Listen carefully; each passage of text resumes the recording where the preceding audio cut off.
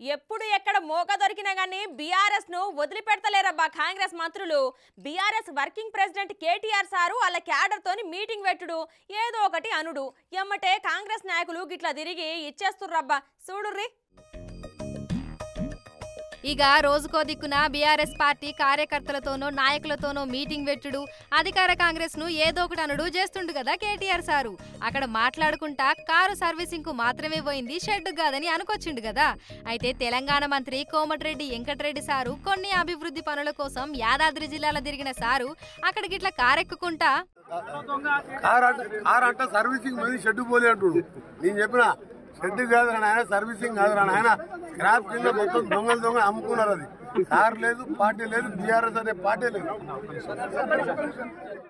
ఇన్నారు కదా, car shed కాదు, servicing కాదు, స్క్రాప్ కింద పోయింది, దొంగలు కలిసి దాన్ని అమ్ముకున్నారు అన్నారు.